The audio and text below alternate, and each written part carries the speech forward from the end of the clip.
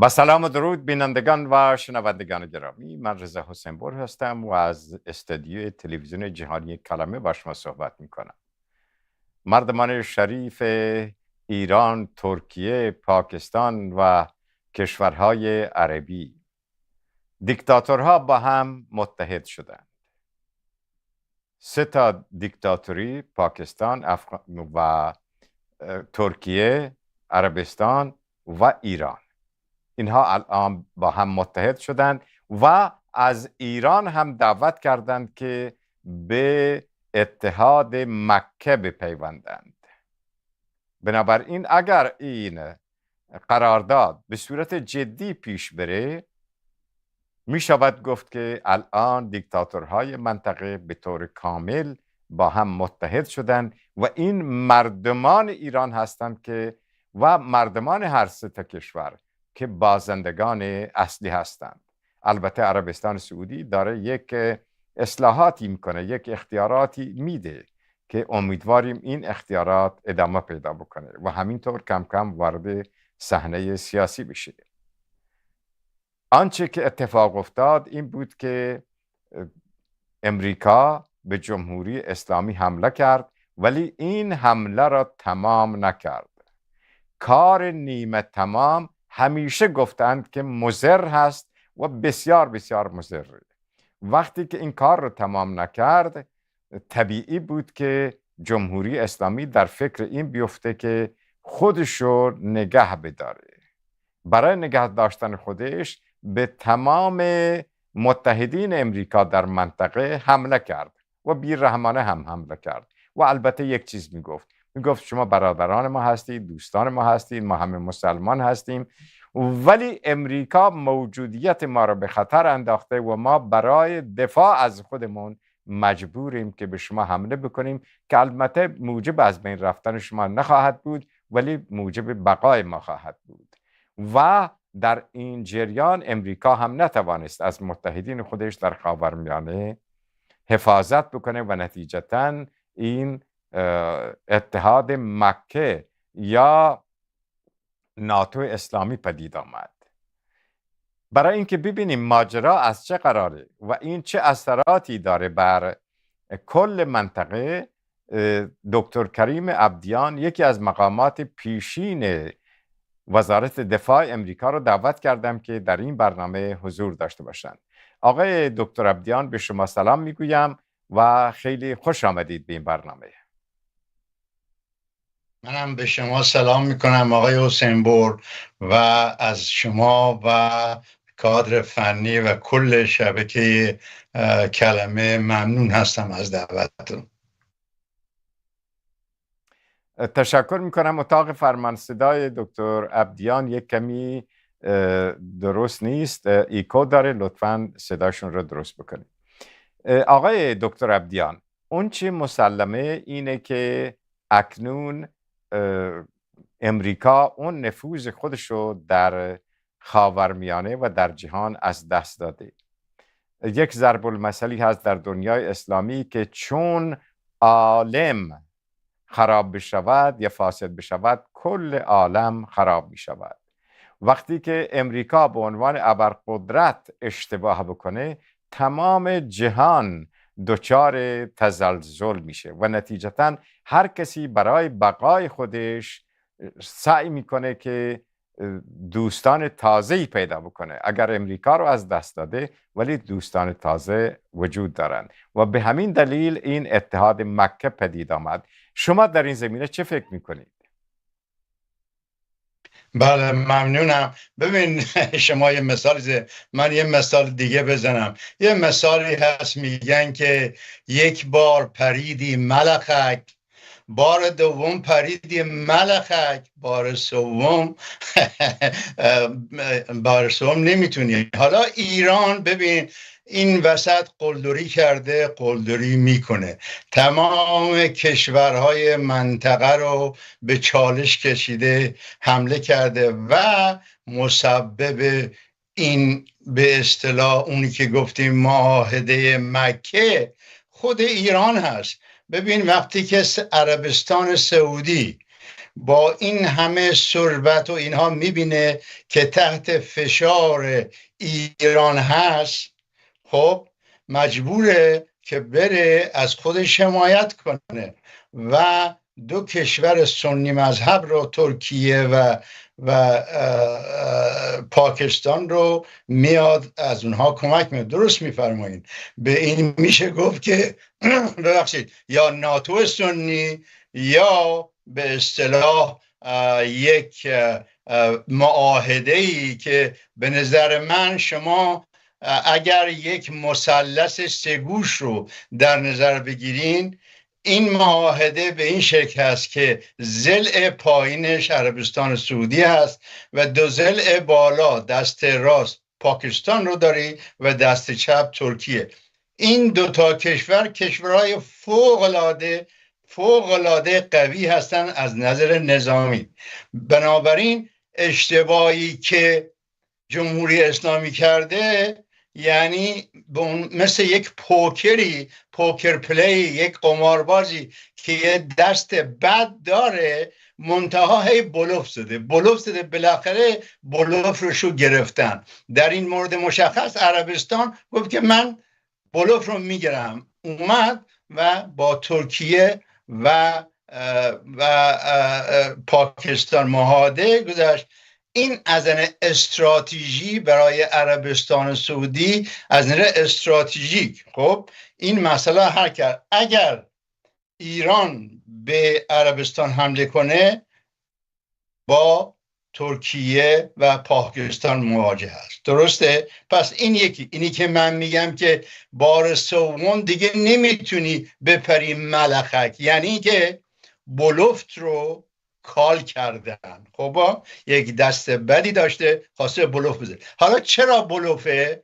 برای اینکه این وسط جمهوری اسلامی چی داره که بیا؟ ببین نیروی هواییش از دست داده، نیروی زمینیش از دست داده، تمام فضای اون الان بازه. خب مردمونی داره که در عرض 2 روز در حدود 40,000 نفر از مردمون روشو کش. درسته؟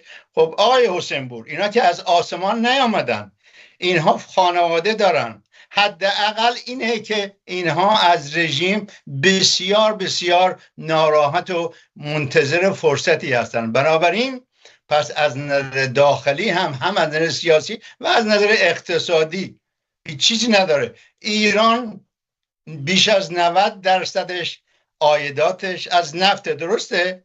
نفت از 3 میلیون بشکه در روز رسیده به 0، عایداتی نداره. الان هم پولی که در حدود 35 میلیارد دلار احتیاج داره که این کشور رو، یعنی حقوق کارمندانشو بده، الان به اونجایی رسیده که مردم دارن شورش میکنن.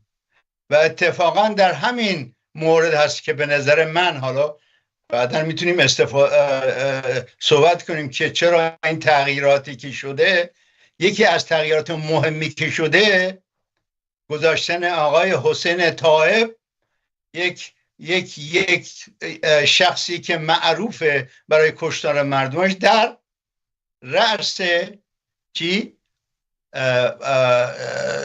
سپاه پاسداران و بسیج. یعنی چی؟ بسیج یعنی کشتگان مردمش. بنابراین منظور من این هست آقای حسین پور، پس این رژیم هیچ چیزی نداره. از نظر داخلی ایران مواجه است با یک شورش داخلی و یه عده میگن که شورش گرسنگان، شورش پاهبرنگان. بله ولی آقای دکتر عبدیان، ولی جمهوری اسلامی هیچ وقت خطر اصلی رو از طرف مردم نمیدونه. برای اینکه میگه که اگر 50,000 نفر کشتم یا 60-70,000 نفر یا 40,000 نفر کشتم، دنیا ساکت ماند. خود مردم ایران هم رفتند و تنبیه شدند و تسلیم شدند. بنابراین من از نظر مردم ایران مشکلی ندارم. مشکل من امریکا هست، اسرائیل هست، کشورهای دیگری هستند که سنی هستند. ما با اونها بدی کردیم در گذشته. بنابراین الان دشمنان خارجی هستند که ما رو میتونند ضعیف بکنند. از این جهت ها آیا شما فکر میکنید که پاکستان یا افغانستان ببخشید ترکیه، آیا اینها اگر جمهوری اسلامی یک اشتباهی بکنه و به عربستان به هر نحوی، ولی البته میدونیم که حوثی ها همین دیروز پریروز به یک کشتی عربستان سعودی حمله کردند، ولی هیچ کسی نه ترکیه واکنشی نشون داد نه پاکستان. ولی عملا اگر ایران به افغانستان حمله ببخشید به عربستان سعودی حمله بکنه، فکر میکنید واقعا ترکیه و پاکستان وارد جنگ بشن با ایران؟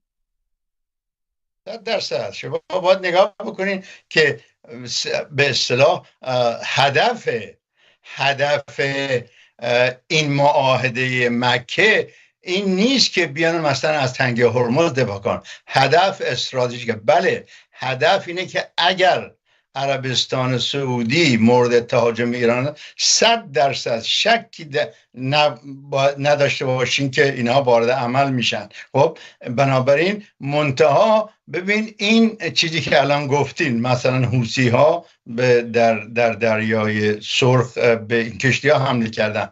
خب این معاهده قرار نیست بیاد ببخشید به حوثی ها حمله کنه. ترکیه و پاکستان خیر نمیان که حوثی ها را بزنن، ولی عربستان همین اخیراً فکر میکنم 4 یا 7 آگوست یک قراردادی گذاشت که 15 کشور رو جمع کرد برای دفاع از باب المندب.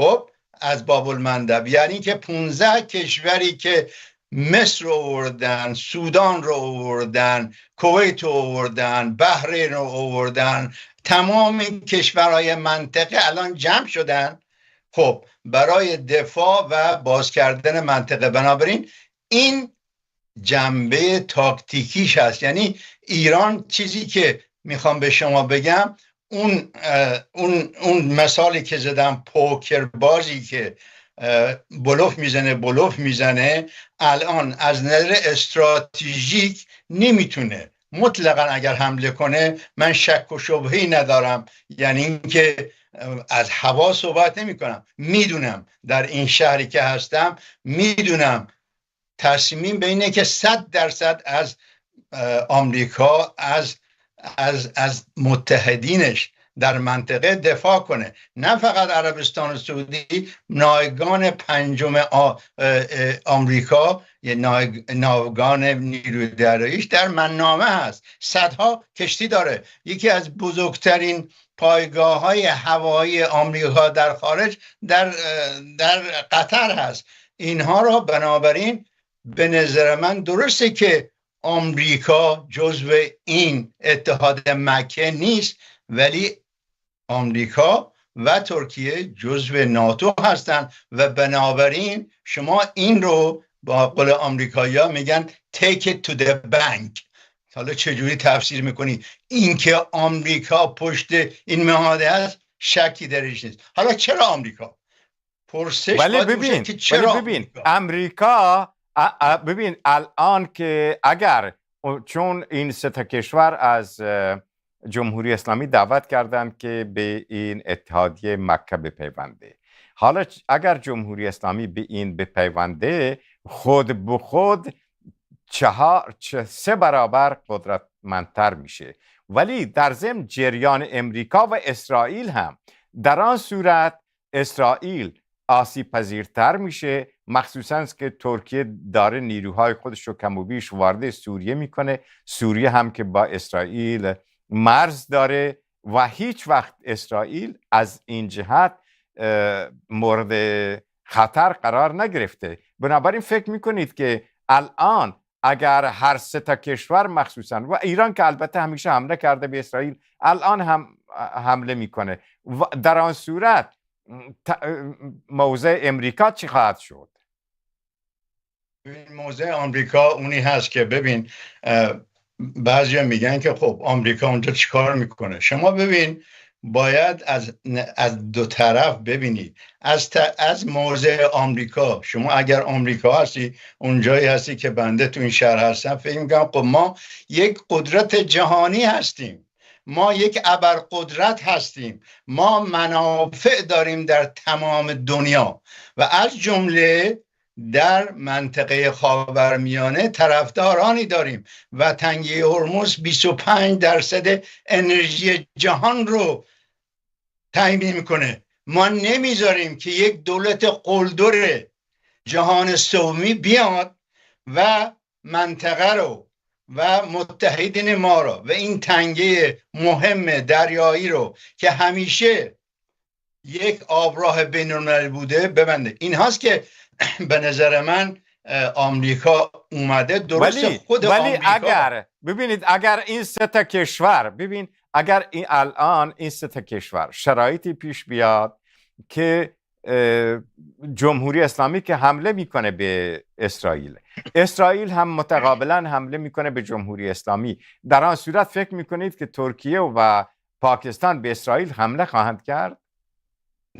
نه ببین، محاسبه اینجوری نیست. ببین، دغدغه اسرائیل و آمریکا این هست که ایران، ببینید شما نگاه بکنید در یک سال گذشته آمریکایی ها و اسرائیلی ها میخواستن احمدی نژاد رو سر کار بیارن. بنابراین آمریکایی ها بودن که اختیار بین بختیار و خمینی رو انتخاب کردن. یعنی منظورم اینه که آمریکا به نظر من با جمهوری اسلامی مسئله‌ای نداره. مسئله آمریکا و اسرائیل این هست که این کشوری که به قول خودش 47 سال انقلابیه، یک دولت استراتژیک دیوانه هست، اینها نمیتونن به بمب اتمی دست پیدا کنن. دغدغه اول.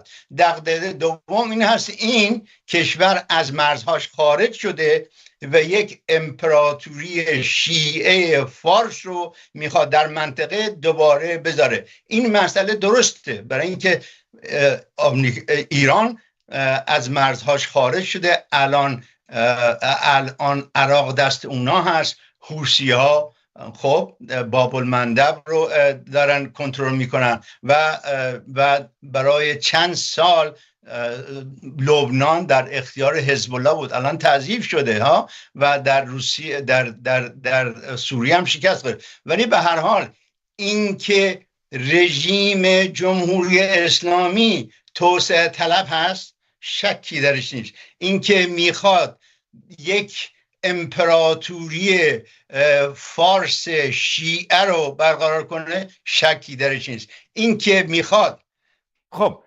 آقای دکتر اجازه بدید سخنتون قطع بکنم. ببینید، اگر هدف جمهوری اسلامی اونطور که خمینی از روز اول گفت که هدف رفتن به اسرائیل هست از طریق عراق و این بود، ولی بعدها کشف شد و یه بینش دیگری خمینی داشت و اون هم تصرف مکه و مدینه بود و این در دستورکار جمهوری اسلامی بوده و هست. ولی وقتی که این اتحادیه تشکیل شده، خب ترک ها و پاکستانی ها طبیعی است که اجازه حمله مستقیم به عربستان سعودی نمیدن، ولی شیعیان داخل دنیای عرب، چه عراقی 200,000 نفر، لبنان، سوریه، همه اینها آماده در اختیار جمهوری اسلامی هستند. چی می شود اگر از طریق این عوامل خودش به عربستان سعودی حمله بکنه؟ خب اینجاست که همونطوری که شما گفتین یک ناتو سنی به وجود میاد. ببین ترکیه خیلی مسئلهش اینه. حالا پاکستان هم سنی هست ولی خب یک تعداد زیادی شیعه درش هست. ولی اینجا هست که میخوان نه فقط ایران، درست میفرمایید، ایران خودش فکر میکنه که نماینده شیعیان جهان هست، شیعیانی که در منطقه زندگی میکنن. ولی الان کاری که عربستان سعودی کرده که ما یکی از هدفهای این به اصطلاح معاهده مکه همون این که نذارن اون حلال شیعی پا بگیره. اتفاقا من 2 ورژن این چیز مکه رو، هم انگلیسی رو هم عربی رو خوندم ببینم اختلافاتی هست. به نظر من اتفاقا انتخاب شهر مکه اتفاقا برای همون چیزی که شما فرمودید که خیر مکه و مدینه رد، یعنی خط قرمز ماست از جانب سعودی. بنابراین اگر بخواین مکه و مدینه رو بگیریم، نه فقط با ما بلکه ترکیه‌ای که بزرگترین و قدرتمندترین نیروی نظامی در تاکور در ناتو رو داره بعد از آمریکا، و یک نیروی سنی که بمب اتمی داره، پاکستان. بنابراین این هست که محاسبات ایران به نظر من اشتباه بوده و اون برگی که میخواد استفاده کنه برگ برنده ای نیست. و همونطوری که گفتم ببین شاخ و شونه میداره میکشه برای آمریکا. من که از آمریکا دفاع نمی کنم، ولی گفتم شما اگر آمریکا باشین ببینید حرفی که چند روز پیش ترامپ زده که گفته ما ممکنه اصلا تنگه هرمز رو بگیریم یا اونجا نیم. درسته؟ بعضی فکر کردن جوکه. خیر جوک نیست. جوک نیست. شما آمریکا شرعیتش به اصطلاح کردیبیلیتیش در جهان در خطره. اگر بذاره یک دولت قلدر جهان صوفی مثل جمهوری اسلامی بیاد و بخواد تمام منطقه رو و ببینین، و از طرفی برخلاف قوانین بین‌المللی است. تنگه هرمز همیشه آبراه بین‌المللی بوده. شما به حرفهای آقای روبیو اخیراً نگاه کنین، گفته که ما در روی این مسئله این که این آبراه بین‌المللی هست پافشاری میکنیم، همونطور که آبراه مثلا تنگه داردانل در سرزمین‌های ترکیه است. ولی ترکیه که نه اومده حتی زمان شوروی جلوگیری نکرد از کشتی‌های شوروی که از این تنگه بیان از دریای سیاه بیان به دریای مدیترانه یا تنگه دیگه جبل الطارق. آقای دکتر ببین آقای دکتر، اگر امریکا میگوید که تنگه هرمز مال منه، همچی چیزی گفته دیگه. یعنی چی؟ یعنی باید امریکا جمهوری اسلامی رو سرنگون بکنه، یک نظام تازه در ایران برقرار بشه که اون نظام تازه با امریکا رابطه خیلی خوب و دوستانه‌ای داشته باشه و به امریکا اجازه بده که مثلا مدیریت تنگه هرمز به عهده بگیره. فکر میکنید چون چیزی سناریویی در نظر داره رئیس جمهور امریکا؟ نه یه شکلی از این سناریو روی میز بوده و هست. شکلی از این سناریو که البته باید به اصطلاح درش داد که اینکه اگر رژیم جمهوری اسلامی را هیچ کدوم از یکی از اعضای سازمان ملل نیست که طرفدار اینا، یعنی که نفرت جهانی داره. همه میخوان این رژیم سرنگون بشه، ولی جهان نمیدونه با کی صحبت کنه. یک اپوزیسیونی که بیاد از جانب مردم ایران بشینه، با اروپایی‌ها، با آمریکایی‌ها، با چینی‌ها، با همه بشینه نیست. بنابراین اینکه رژیم ایران ساقط بشه، همه جهان خواستار براندازی جمهوری اسلامی هستن. من اینو شکی درش ندارم. اما از طرف دیگه به اصطلاح کانسیکوئنس اینها چیه؟ یعنی که تبعات این هست که اروپایی ها میترسن که میلیون ها نفر مهاجر اگر مثلا در ایران یک چیزی بشه بره. بنابراین از طرف دیگه خب این کشوری که خود اروپایی ها سوال بهتر آقای حسین پور این خواهد بود که چرا اروپایی ها نمیخوان رژیم سرنگون بشه؟ برای اینکه اروپایی ها 10 میلیارد سرمایه گذاری در ایران. آلمان، بریتانیا، ایتالیا، سوئد، نمیدم هلند، اینها هم نمیخوان این رژیم ایران بازار اینها هست، اینها کشور سرمایه‌داری هستن اما عاشق ایران هستن. خیر، بنابراین این که در ایران یک آلترناتیوی نیست و مسئله دوم این که ببین اگر در ایران مثلا یک اپوزیسیون قوی بود که میگفت که بله ما حاضریم که حداقل مردم ایران بگن که ما میخوایم که از به اصطلاح عبور بکنیم از این رژیم به یک رژیم دموکراتیک و مردمی که صلح منطقه و صلح جهانی رو ما گارانتی بکنیم، اون حرفی دیگه است. متاسفانه نیست. تازه بدتر از اون آقای حسین پور، شما ببینید در ایران یکی از اختلافات بزرگی که در بین اپوزیسیون ایران کیه؟ بعضی از نیروها، نه همه، بعضی از نیروهای چپ ایرانی طرفدار جمهوری اسلامی هستند، مخالف براندازی جمهوری اسلامی. همون نیروهایی که زمان انقلاب 1979 میگفتن که سپاه پاسداران رو مسلح بکنید، امروز هم همون حرف رو میزنن. یعنی در 47 سال بعد از اینکه این نیروهایی که خودشون رو چپ و مارکسیست و سوسیالیست میدونن، ولی اون موقع فکر کردن که ایران در کمپ ضد آمریکا هست، بنابراین ازش دفاع کنن. الان همون رو میگن که از ایران که در کمپ ضد آمریکا هست باید دفاع کنن. یعنی بنابراین میخوام بگم که در خود اپوزیسیون ایرانی هم اختلاف هست. اون چیزی که شما میدونید بهش میگن محور مقاومتی اون نیروهای چپی هستن که میگن که باید با تمام قوا از بقای جمهوری اسلامی دفاع کنن.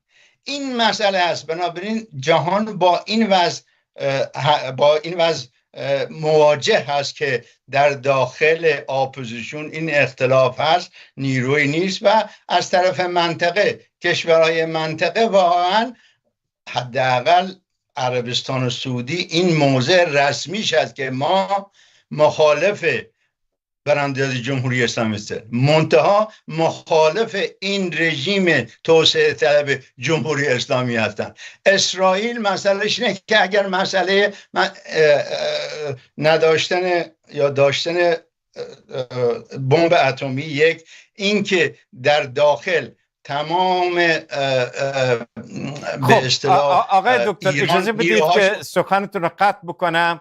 آقای دکتر اجازه بدید اینجا مسئله اسرائیل رو یه مقدار بیشتر باز بکنیم.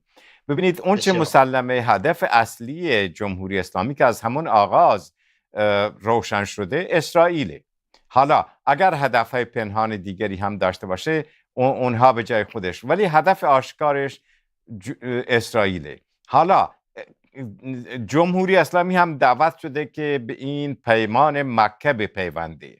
حالا طبعا جمهوری اسلامی هم استقبال میکنه از این، برای اینکه چند برابر قدرتمندتر میشه و دو تا سود داره این برای جمهوری اسلامی. یکی این که در مقابل مردم ایران قوی تر میشه و هم این احتمال که ترکیه یا پاکستان به نحوی در امور ایران دخالت بکنند به ضرر جمهوری اسلامی اون از بین میره. از طرف دیگر اسرائیل هم در شرایط سختی قرار میگیره که یعنی اگر جمهوری اسلامی به اسرائیل حمله بکنه و اسرائیل هم جواب بده به جمهوری اسلامی، در آن صورت ایران 3 متحد داره، اونا باید کمک بکنند و همسو بشن برای کمک به اسرائیل که در آن صورت ناگزیر امریکا پاش کشیده میشه اونجا و یک دردسر خیلی بزرگ منطقی و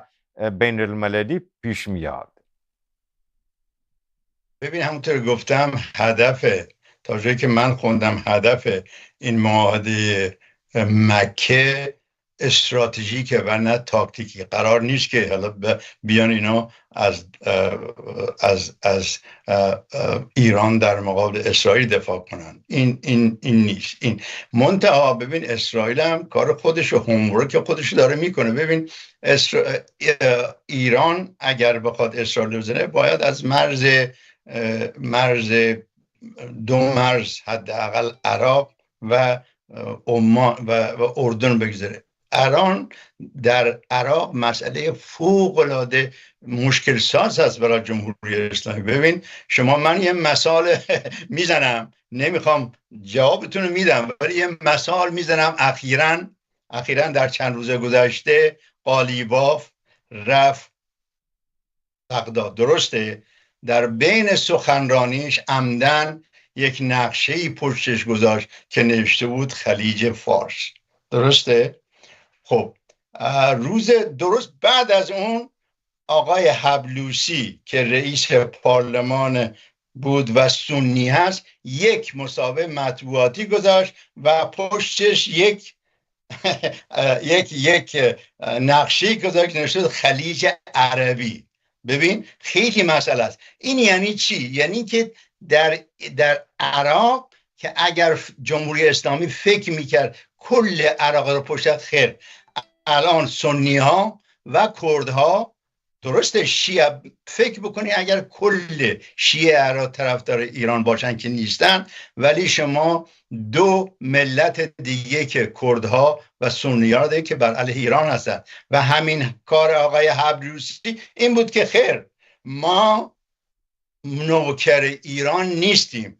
و میدونین که قالیباف مجبور شد تنازل بکنه، کوتاه بیاد. یعنی بهش گفتم خیلی خوب شما برو بگو خلیج فارس، ما میگیم خلیج عربی، هیچ مسئله هم نیست، دوایی نداریم. ببین اینها کردها و سنی ها در مقابل نمیدونم 100,000 200,000 نفر، بعضی حتی 300,000 نفر از این عوامل جمهوری اسلامی در عراق، خود ارتش عراق اونقدر قوی نیست که عوامل جمهوری اسلامی هستند. عراق چیکار میتونه بکنه در مقابل عوامل جمهوری اسلامی؟ بوده، ولی شما تحولات اخیر رو در نگاه کنید. یه نفر رو آوردن که این کار بکنه. الان از اول سپتامبر آخر ماه، یعنی که دوشنبه آخر اول سپتامبر، درسته؟ اول سپتامبر قرار تمام نیروهای هشت شعبی کلشون اسلحه هاشون رو به دولت تشکیل بدن. اینا قالیباف یکی از مسئلهش اونجا بود. شما اگر نگاه بکنید قالیباف دو چیز رو مطرح کرد که اگر شما نیروهای طرفدار من ایران رو خلسلا بکنی، شما باید 12 میلیارد دلاری که به ما بدهکارین امروز بدین.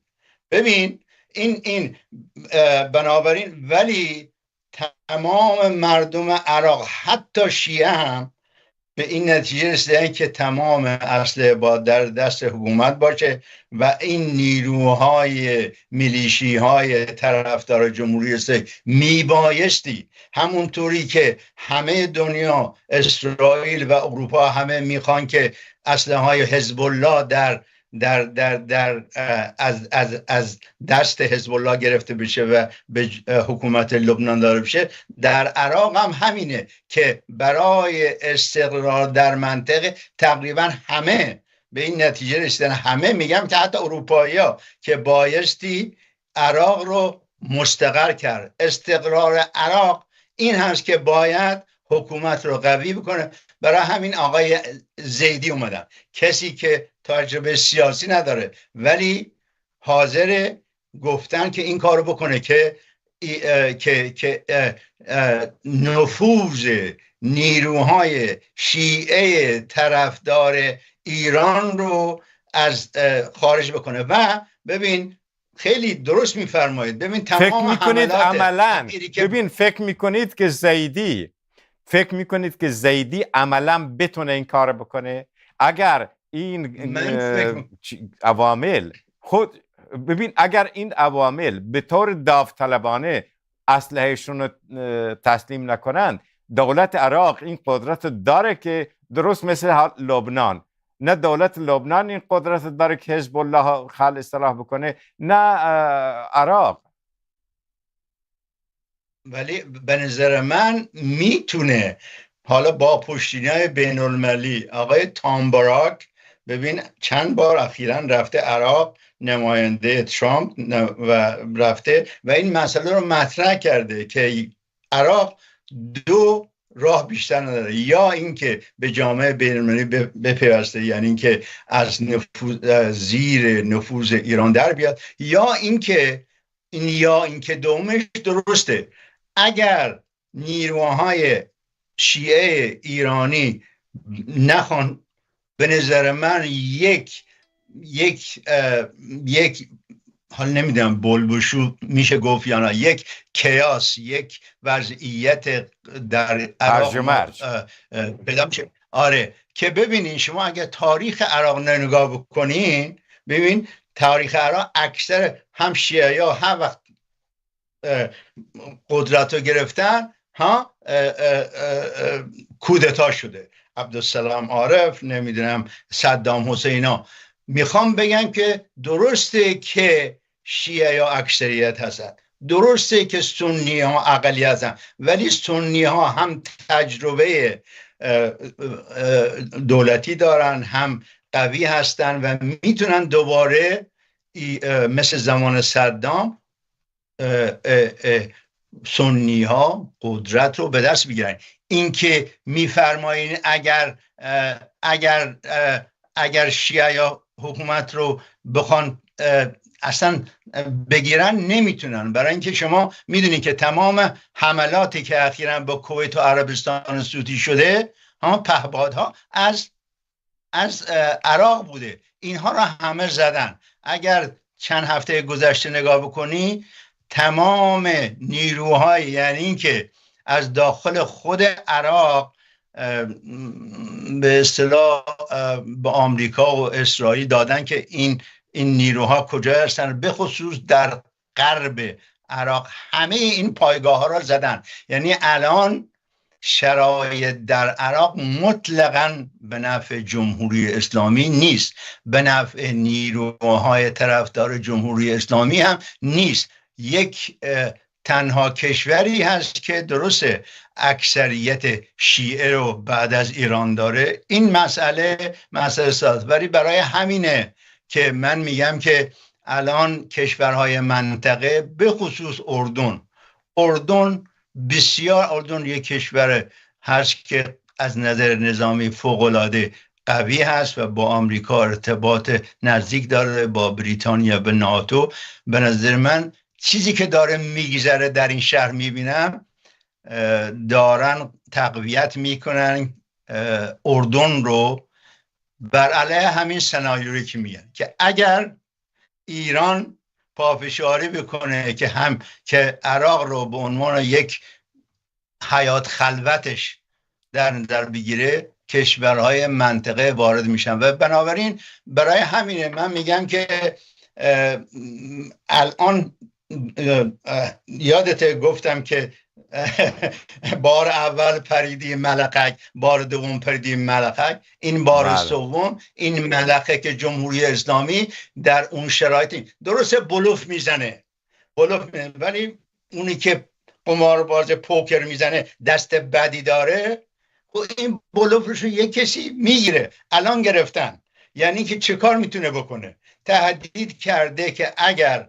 کشورهای منطقه با آمریکا برای فشار آوردن به ایران کمک بکنن، الا بله میکنه. چه کار میکنه؟ الان صدور نفت ایران صفره. الان آمریکایی‌ها درسته که انتخابات دارن فلان، ببین الان جمهوری اسلامی تنها برگی که داره بازی میکنه جنگ فرسایشی است. میخواد که این جنگ ادامه پیدا بکنه. در مرحله اول 2 ماه دیگه در آمریکا فکر میکنه در نوامبر حزب مخالف یعنی دموکرات ها میان سر کار. آقای دکتر اگر شما اینو در نظر بگیرید، اگر ایران بپذیره که بخشی از این معاهده مکه بشه، خب این جمهوری اسلامی رو در مقابل امریکا خیلی قوی تر میکنه. از یک طرف دیگر سوریه هست که الان فضاش باز شده و اخباری هم میرسه که ترکیه بعضی از نیروهای خودش رو وارد سوریه کرده و سوریه هم که با اسرائیل مرز داره. بنابراین از یک طرف حضور نیروهای بسیار محکم و تربیت شده ترکیه هست در سوریه در نزدیک مرز اسرائیل. از طرف دیگر جمهوری اسلامی هم اگر به این معاهده بپیونده اون هم قدرت بیشتری رو پیدا خواهد کرد و اسرائیل در مقابل اینها بسیار صدمه پذیر میشه و مخصوصا امریکا هم چیکار میتونه بکنه در مقابل ترکیه‌ای که عضو ناتو هست و بنابراین هیبت و عظمت خود امریکا هم در خطر میفته و راه ترکیه هم برای حمله به اسرائیل باز میشه. به نظر من این سناریو تحلیل من اینه که اینکه ایران به این معاهده بده غیر ممکنه. چرا؟ اولا اینکه هدف اون این هست که ولی دعوت شده آقای دکتر توسط عربستان سعودی دعوت شده. اجازه بدید. در دیپلماسی یکی همیشه این کشورها یک موضع رسمی دارن و غیر رسمی. من به شما الان این سناریو ببین، این چیز مکه یک به اصطلاح ستاد مشترک گذاشتن. ستاد مشترک در ریاض، رهبریش کیه؟ یک ژنرال سعودیه. شما این رو نگاه کنید، اگر ایران دیوانه است که بره از موضع ضعف به یک اتحادیه ببنده که رهبریش دست به قول خودشون دشمنه و شما وقتی در این شورا هستی یعنی تمام نیروهای که شما دونه دونه باید بدونی کدوم نیروها در ایران کی هستن و چی هستن و چه کار میکنن. یعنی تمام اطلاعات دفاع ایران کلن میره در دست سعودیا. دیوانه که نیست ایران. بنابراین برای همینی که میگن تقریبا غیر محتمله. ولی امریکا چی کار خواهد کرد؟ ببین در تمام این جریان نقش امریکا چی خواهد بود؟ آره ببین، در بدترین شرایط آمریکا میتونه اونطوری که گفتین احتیاج نیست ایران رو کلش بگیره، میتونه نیرو پیدا کنه و 2 جزیره قش و لارک، این دوتا هستن. ببین بین ایران و عمان این تنگه 40 کیلومتر بیشتر عرض نداره و از طریق یعنی قوانین بین‌المللی که سواحل یک کشور 12 مایل یعنی دقیقاً 20 کیلومتر، یعنی 20 کیلومتر سواحل ایران هست، بلافاصله سواحل عمان شروع میشه در جنوب. خب درسته اون وسط راه بین‌المللی نیست، ولی همین که میگم که آقای روبیو و اینهایی که در وزارت خارجه هستن گفتن که خب تنگ داردانل مال ترکیه است ولی بین المللی شناخته شده. جبر و طارق که در دست انگلیسی هست ولی بین المللی هست. بنابراین این که ایران پافشار میکنه نه فقط اون کانال شمالی رو 20 کیلومتر من رو، بلکه کل 40 کیلومتر رو من میخوام در دست بگم. این اصرار ایران بر این به نظران انتحاره، یعنی که اینجاست که ایران رو آمریکا رو مجبور میکنه اگر آمریکا بیاد نیرو پیاده کنه تحت این شرایطی که میگه این دولت زورگو که تا حالا یک آبراه بین المللی رو که نمیدونم 20-30% نه فقط انرژی بلکه کشورهای اونجایی که مثل کویت، بحرین، قطر حتی سعودی و امارات، اینها در شرق تنگه در غرب تنگه هرمز هستند. اینها نه برای غذا، برای واردات احتیاج به تنگه دارن. بنابراین یعنی میخوام بگم شرایط بین‌المللی فراهمه که آمریکا نیرو پیاده کنه، اگر نه ایران رو، اون منطقه ساحلی رو از بندر عباس. ببین آقای دکتر عبدیان، اگر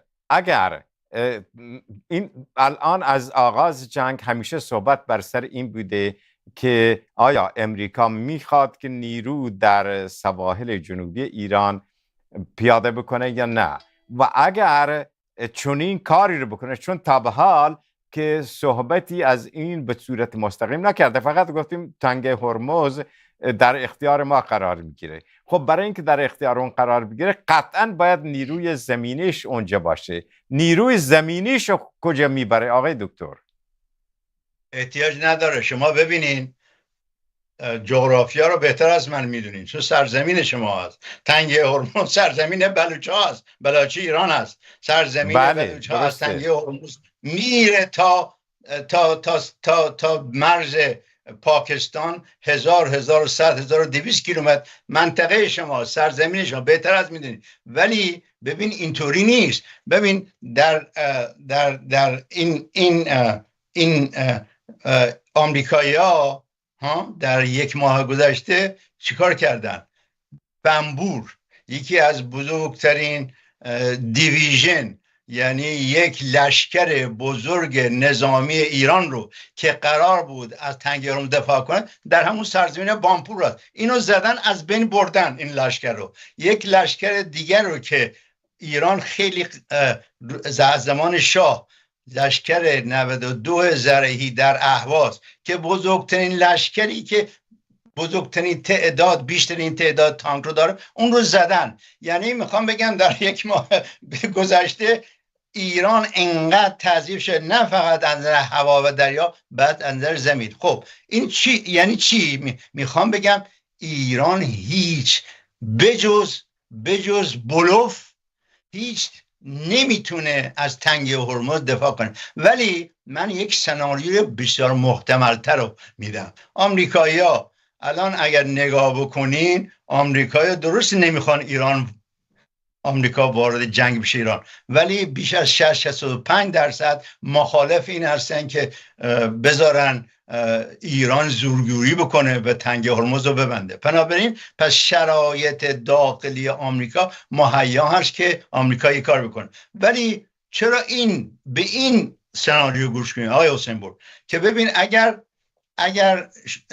اگر این اتحادی که یکی دو هفته پیش سعودی‌ها درست کردن برای محافظت از داردانل و کانال سوئز، ببین کانال سوئز هم در حقیقت این دریای سرخ بین کانال سوئز از شمال و بنابراین این کشورها را که نگاه کنید، اون 15 کشور، چرا اینا نمیتونن مثلا یک اتحادیه تشکیل بدن که مسئول حفاظت از تنگه هرمز باشن، مثلا در قشم و کنارک این نیروها باشن؟ و میدونین نیروی دریای آمریکا 2 ساعت بیشتر از اون تنگه هرمز، 1-2 ساعت، یعنی کشتی های آمریکایی از منامه میتونن برن به سواحل ایران، همون روز هم برگردن. درسته؟ از طرفی ببین در شرایط فعلی کی الان، درسته که ایران پافشاری میکنه روی جنگ فرسایشی، ولی آمریکا دست بالا رو داره. چرا؟ آمریکایی‌ها در خارج از تنگه هرمز 1500 کیلومتر اونور و اونجا مستقر هستن و یک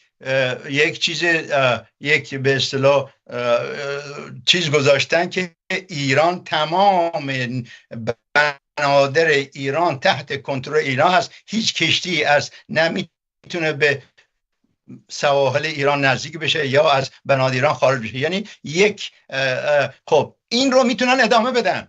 ببینید آمریکا 12 13 شاید یک به اصطلاح ایرکرافت کریر داره. هر کدوم اینا 5000 سرباز دارن، صدها هواپیما هستن. خب یکیش الان اونجا هست، الان برگشت، جورج واشنگتن رو فرستادن. یعنی میخوام بگم که کی برنده و بازنده است. اگر آمریکا این محاصره دریایی که الان در دریای در بحر عمان هست ادامه بده، تا کی میتونه جمهوری اسلامی دوام بیاره؟ نمیتونه. باور کنین ایران از داخل به قول ما آبادانیا میپکه، از داخل میپکه. ایمپلود. خب آقای دکتر، یعنی اجازه بدید که الان که اشاره کردید به داخل، وقت زیادی هم به پایان برنامه نمونده، نقش مردم ایران رو در این میان روشن بکنیم. برای اینکه اون چه مسلم هست اینه که جمهوری اسلامی هر کاری برای بقای خودش کرده و میکنه، ولی مردم ایران هم تا به حال چندین بار تلاش کردند که این رژیم رو سرنگون بکنند. تلاش موفقشون در انقلاب زن زندگی آزادی که بسیار بسیار چشمگیر بود، در همین آخرین حمله که مردم ایران بیش از 1 میلیون 2 میلیون نفر در خیابانها ریختند و عده‌ای هم گفتند که مشهد تقریبا سقوط کرده بود، رشت سقوط کرده بود، برای همینه که اونجا رو تقریبا شخم زدن. ولی اون اشاره‌ای که شما کردید به یک دولت آلترناتیو در سایه در خارج از ایران هنوز وجود نداره، در داخل ایران هم که امکان وجودش نیست. بنابراین این به نفع جمهوری اسلامی تا به حال تمام شده که با تاکتیک های مختلف جلو ایجاد یک آلترناتیو گرفته و همچنان داره میلیون ها دلار خرج میکنه که جلو این رو بگیره. برای این تا چه اندازه مخالفین در خارج از کشور باید تلاش بکنند که این اختلافات رو که جز تخریب یکدیگر نیست کنار بگذارند و واقعا یک آلترناتیوی رو تشکیل بدن و همگی بدور از گستاخی، بدور از منافع شخصی، یک بار هم که شده به منافع خود مردم فکر بکنند. درسته. الان موقع است. به نظر من اتفاقا مرحله بعدی در انقلاب همین هست. یعنی که نظر من هست، ولی تنها نظر من. خیلی محللان، تحلیلگران در دنیا میگن که مرحله بعد ایران همون انقلاب از داخل، انفجار از داخل، جامعه و کشور آبستن یک حوادثی هست که نمیدونن، همه میدونن که اتفاقات افتاد، هیچ کس نمیدونه کی و چگونه. این که در ایران الان همونطور که گفتم، ببین اولویت رژیم این هست که کسایی مثل محسن رضایی بعد از این همه آوردن لباس نظامی ترشون کردن، برو یعنی که بجنگ، این کشورهای منطقه رو بزن. آقای حسین طائب و دیگران آوردن، یعنی که مسئله ما در درون کشور. بنابراین نیروهایی که چه نیروهایی آقای حسین بود 40-50 هزار نفر رو کشتن، همین بسیجی ها بودن که به اینها دستور تیر و شلیک و کشتن جوانها رو دادن بدون اجازه. خب این در دنیا غیر بی سابقه است که شما اجازه تیر بدی بدونه. یعنی اینکه یعنی چی؟ یعنی که هر جایی که ایران بسیجی هست، شما اگر دیدی یک کسی مخالف رژیم باید بکشید اگر تظاهرات کرد. این چیز جدید، این ترتیبات جدید و این چیزهایی که دردن که این افرادی که گذاشتن کشور رو و جامعه رو نظامی کردن، مطلقا نظامی کردن. جنگ برای جنگ، اصلا شعارشون اینن جنگ فرسایشی. از نظر خارجی میخوان دوباره 8 شعبی و غیره حمله به کشورهای منطقه. از نظر داخلی منتظرن.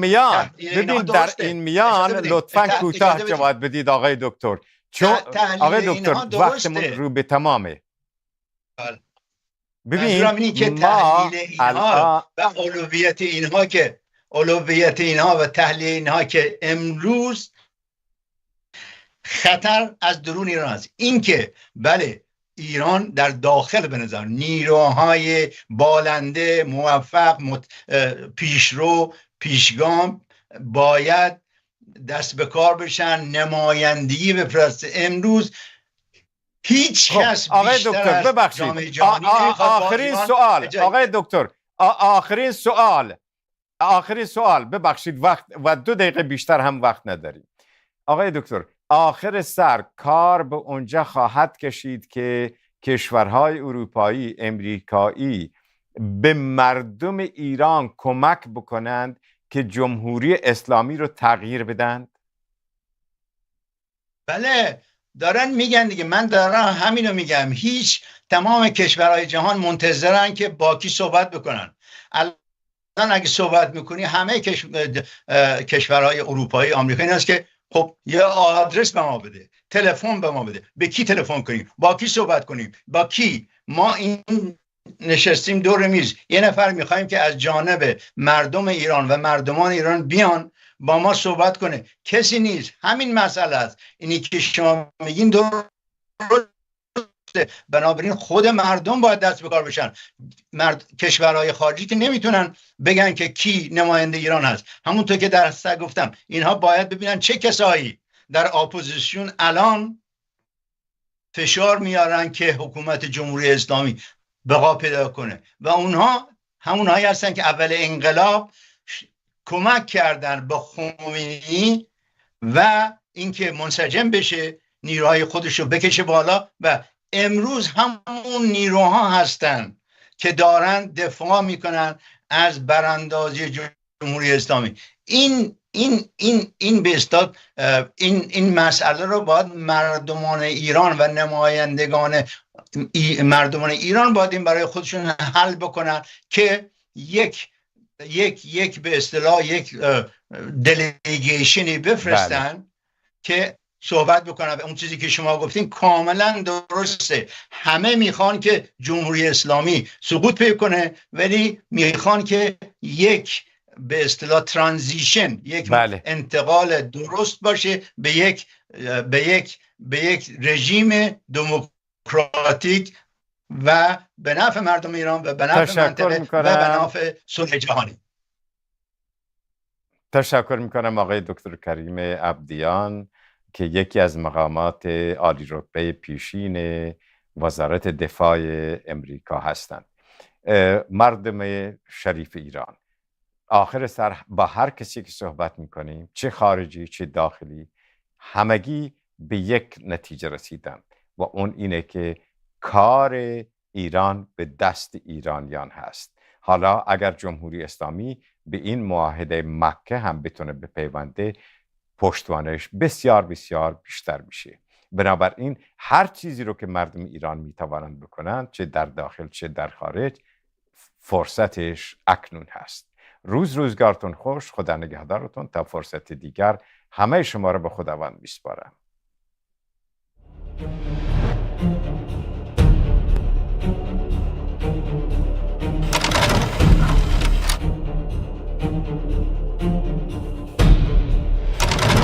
Thank you.